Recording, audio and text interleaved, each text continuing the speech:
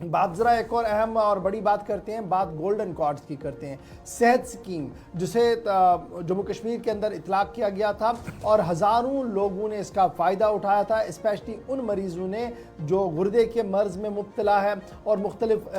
मरकज़ों पर डायलिसिस भी चल रहा है। लेकिन अचानक से इफ़को टोक्यो नामी तंजीम और फिर उसके साथ साथ अदालत का मामला, फिर स्टेट हेल्थ अथॉरिटीज़ का मामला इसमें जुड़ा, जिसकी वजह से मुख्तलिफ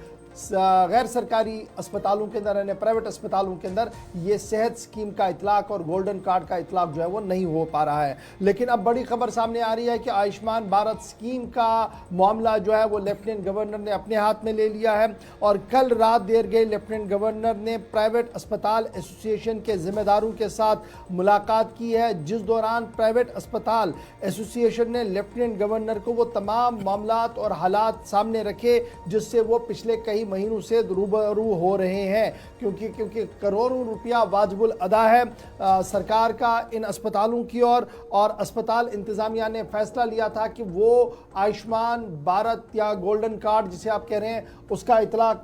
नहीं करेंगे। और यही वजह है कि कल जब मीटिंग हुई थी तो मामला ये सामने आया था। Jammu Kashmir hospital and dialysis centres association ने मरकज़ से भी कल मुदाखलत की अपील की और ये साफ कर दिया लेफ्टिनेंट गवर्नर से कि अगर वो फाइनेंशियल असिस्टेंस नहीं दे पाते हैं तो हमें उन लोगों की फ़रिश्तें दें जो बिलो पॉवर्टी लाइन है, जिनका इलाज बहुत ज़्यादा ज़रूरी है, तो हम उनका NGOs के ज़रिए से या किसी गैर सरकारी इदारों से भी मदद करवा कर ये काम आगे बढ़ा सकते हैं। यानी कहीं ना कहीं उन्होंने अपना मौक़िफ़ साफ कर दिया कि जब तक सरकार मुकम्मल तौर पर पैसा जो वाजिबुल अदा है नहीं देती है तब तक इस स्कीम का इतलाक आगे नहीं बढ़ सकता। तो याद रखिएगा, इंश्योरेंस कंपनी इफ़को टोक्यो जो है उनका मामला अदालत के अंदर था और अदालत ने सेहत अथॉरिटीज़ की बात सुनते हुए ये फैसला दिया था कि फ़िलहाल जब तक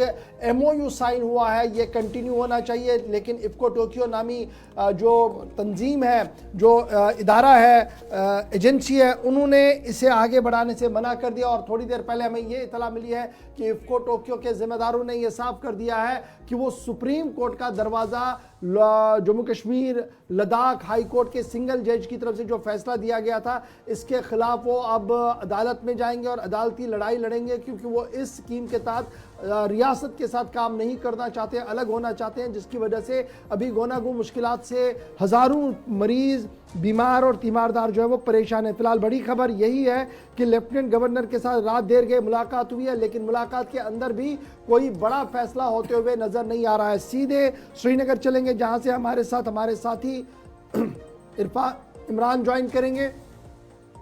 इमरान ज़रा अपडेट करें जी, बताएंगा कि क्या कुछ तफसीलात है। ये जो सेहत स्कीम की हम मुसलसल खबर कर रहे हैं, हमने इफ़को टोक्यो का भी जिक्र किया कि उन्होंने साफ कर दिया है कि वो सुप्रीम कोर्ट जाएंगे, लेकिन रात देर गए अंजुमन ने मीटिंग की लेफ्टिनेंट गवर्नर से, तो क्या कोई हल निकलता हुआ सरकार की तरफ से नज़र आ रहा है, या जो यहाँ से बात रखी गई है कि लिस्ट दे दीजिए, हम उस लिस्ट को NGO के हम साथ टेकअप करके उन लोगों का डायलिसिस करेंगे, तो रेस्ट ऑफ द पेशेंट्स का क्या कुछ बनेगा फिर? जी बिल्कुल, दरअसल ये J&K hospitals and dialysis centres association ने गुज़िश्ता रोज दिन के 12 बजे जम्मू कश्मीर के लेफ्टिनेंट गवर्नर मनोज सिन्हा से मुलाकात की और उन्होंने आयुष्मान भारत स्कीम के तहत जो इस वक्त इशू है, जो 160 करोड़ रुपए की जो वाजिबुल अदा रकम है, उस हवाले से लेफ्टिनेंट गवर्नर के सामने अपने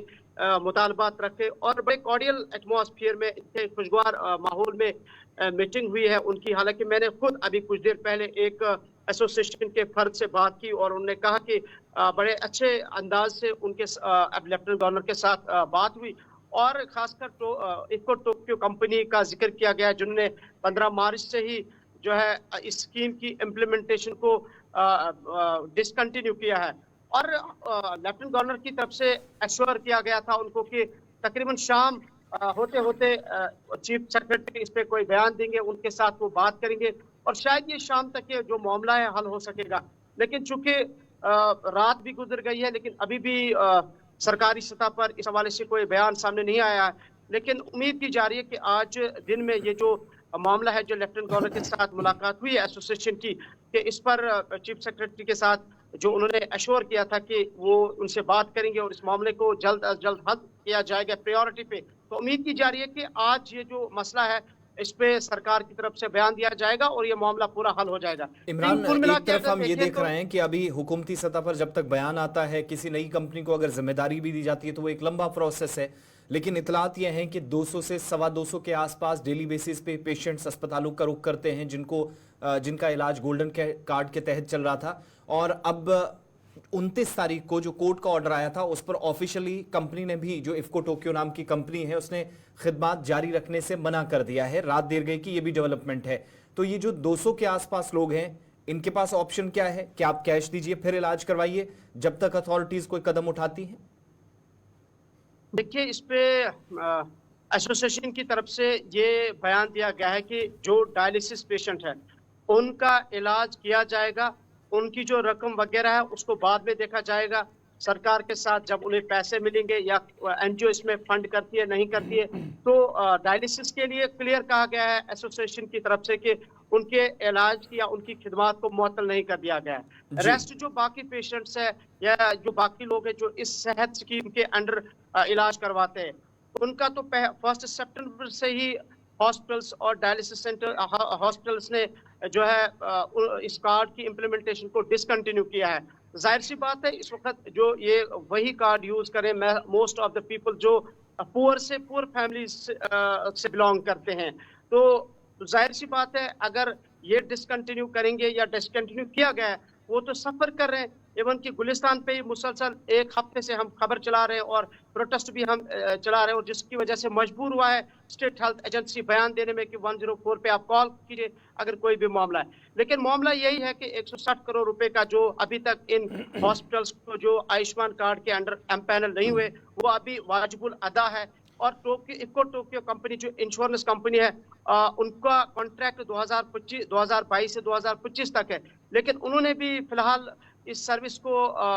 डिसकंटिन्यू किया है, मुअत्तल किया है। बुनियादी मामला तो यही है ना कि इफ्को टोक्यो नामी की तंजीम ने कहा कि जनाब हम इसको कंटिन्यू नहीं करेंगे, और उन्होंने अपना खत किताबत पिछले 3-4 महीने से कंटिन्यूसली स्टेट हेल्थ अथॉरिटीज के साथ किया था और ये साफ कर दिया था कि हम इसको नहीं चला सकते। नंबर 1 तो ये है। तो क्या हम ये माने कि उस खत किताबत को सीरियसली एडमिनिस्ट्रेटिव पार्ट पर, ब्यूरोक्रेसी लेवल पर नहीं लिया गया? नंबर 1। नंबर 2, जब इफ्को टोक्यो ये कह रही है कि वो जम्मू कश्मीर लद्दाख हाई कोर्ट के डिसीजन को सुप्रीम कोर्ट में चैलेंज करेगी, दैट मीन्स उन्होंने मन बना लिया है कि वो किसी भी कीमत पर स्टेट एडमिनिस्ट्रेशन के साथ काम करने के लिए तैयार ही नहीं है।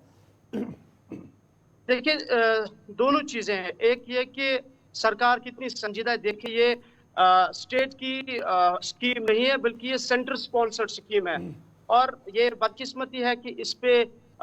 सरकार इतनी गैर संजीदा क्यों नजर आ रही है। हालांकि मई में चीफ सेक्रेटरी ने ऑनलाइन मीटिंग की थी और एश्योर किया था मामला हल होगा, और इसके अलावा चीफ एग्जीक्यूटिव ऑफिसर के साथ मई में ही एक मीटिंग हुई थी, उसमें भी उन्होंने कहा था, स्टेट हेल्थ एजेंसी के जो सीईओ है, कहा था कि ये मामला हल होगा। लेकिन बदकिस्मती से सरकार अभी भी इस पर संजीदा नजर नहीं आ रही है। इवन कि कल जिस तरीके से एसोसिएशन लेफ्टिनेंट गवर्नर साहब से मिले हैं और उन्होंने भी अश्योर किया था कि शाम तक ये मामला हल होगा, लेकिन अभी तक भी ये मामला हल नहीं हुआ। तो जाहिर सी बात है यहाँ से क्लियर साफ नजर आ रहा है कि सरकार इस पे बिल्कुल संजीदा नजर नहीं आ रही है। और हम एक चीज समझ सकते हैं कि सरकार तभी शायद संजीदा होगी जब किसी डायलिसिस पेशेंट की मौत होगी या कोई ऐसा पेशेंट जो गरीब है जिसका इलाज इन एम्पैनल हॉस्पिटल्स में नहीं होगा, वो खुदकशी करेगा, डिप्रेशन का शिकार होगा। कल से हम देख रहे हैं कि स्टेट परेशान तकरीबन 95 के करीब अस्पताल है जो एम्पैनल्ड है जम्मू कश्मीर के अंदर, और फिर स्टेट एडमिनिस्ट्रेशन ने कहा था कि 104 जो उनकी हेल्पलाइन है उस पर कॉल करे। क्या कोई ग्रीवेंस रिड्रेसल सिस्टम है इस पर? क्या किसी ने जो शिकायत की उसका कोई हल बताया गया या सिर्फ मॉनिटरिंग की गई है? मैंने कल शाम को 2 पेशेंट्स से बात की थी फोन पे रिगार्डिंग 104, और दोनों पेशेंट्स ने कहा कि हमने 10 मरतबा इस नंबर पे कॉल की मगर कोई रेस्पॉन्स ही नहीं मिला। और फिलहाल ये सब चीजें कागजों पे ही, स्टेटमेंट्स पे ही महदूद है, ऑन ग्राउंड कुछ दिखाई नहीं दे रहा है। और इसमें अगर 104 नंबर भी दिया है सरकार की तरफ से, लेकिन देखना यह है कि आपके 1 सितंबर से तो इन हॉस्पिटल्स ने खिदमत मुअत्तल कर दी है एक्सेप्ट जो डायलिसिस पेशेंट्स है। तो टोक्यो, जैसे कि आपने कहा कि इफ्को टोक्यो अब सुप्रीम कोर्ट का दरवाजा खटखटाएगी, लेकिन मामला यही है कि जब पेमेंट नहीं मिल रही है तो हॉस्पिटल मैंने इवन कि अभी जिस शख्स एसोसिएशन के एक फर्द से मैं बात कर रहा था, उन्होंने कहा कि हमने कोशिश की थी, मुसलसल हम इलाज कर रहे थे और हम सोच रहे थे कि शायद इस पे सरकार संजीदा होगी, लेकिन अभी महीने भी गुजर गए, 1.5 महीना भी गुजर गया, लेकिन अभी भी हमें कोई पैसा नहीं मिला। तो जाहिर सी बात है वो अपनी कब तक वो इस खिदमत को जारी रख चलिए, सकेंगे। बहुत शुक्रिया तो इमरान नाइक को नक्शा- हमारे साथ ज्वाइन करने के लिए। 95 अस्पताल ऐसे हैं जो एम्पेनल्ड अस्पताल हैं और गोल्डन कार्ड के तहत सेहत खिदमत फराहम करते थे जम्मू कश्मीर के लोगों को, लेकिन अब खबर यह है कि ये 95 के 95 अस्पताल जो है वो डिसकंटिन्यू करेंगे और फिलहाल 200 करोड़ रुपया, ये जो 195 था, अब मुझे इतलात आ रही है कि 200 करोड़ रुपए तक ये रकम जो है वो पहुंची है। और इफ्को टोक्यो नामी तंजीम ने यह साफ कर दिया है कि वो जम्मू कश्मीर लद्दाख हाई कोर्ट के फैसले को नहीं मानेगी और इस ज़िम्मन में अगला कदम वो सुप्रीम कोर्ट तक ले जाएंगी और सुप्रीम कोर्ट में खुद को बरी कराने के सिलसिले में इक़दाम किए जाएंगे। तो फिलहाल गोल्डन कार्ड स्कीम का क्या कुछ हाल है, किस तरीके से पंचर होता हुआ नजर आ रहा है और किसकी गलती किसकी खामी है, सब खबर हमने आपके सामने रख दी। अगर इंतजामिया ने कब्ल अज़ वक्त इस पूरे मामले को संजीदगी से लिया होता और संजीदगी से देखा होता तो शायद आज के दिन ये सूरत हाल नहीं होती और ये जो हज़ारों की तादाद में मरीज है, फिर उनके साथ तीमारदार है, जो कसम पुरसी की सूरत हाल बनी हुई है, उसकी हमने एक अक्कासी गुज़श्ता दिनों श्रीनगर के अंदर भी देखी, जिन्होंने एहतजाज किया था, लेफ्टिनेंट गवर्नर से फरियाद भी की थी। फरियाद का असर यह था कि एसोसिएशन के साथ मुलाकात तो की गई लेकिन कोई भी हतमी हल अभी तक सामने नहीं आया है, न सरकारी तौर पर हमें बताया गया और ना ही एसोसिएशन ने कोई बड़ी बात इस पूरे मामले में सामने रखी है। ये तो थी बात जनाब उस बड़ी स्कीम की जिसको लेकर हजारों करोड़ रुपए के इश्तिहारात भी छापे गए, बांटे गए और न सिर्फ मुल्क के अंदर इसका ढंडूरा पीटा गया बल्कि रियासत की आवाम को भी बार बार यह भरोसा दिया गया कि किस तरीके से सरकार आपकी सेहत का ख्याल रख रही है। तो सेहत कार्ड का सूरत हाल आपके सामने है। अब आते हैं जी आगे, बात जरा सियासत की करते हैं और बात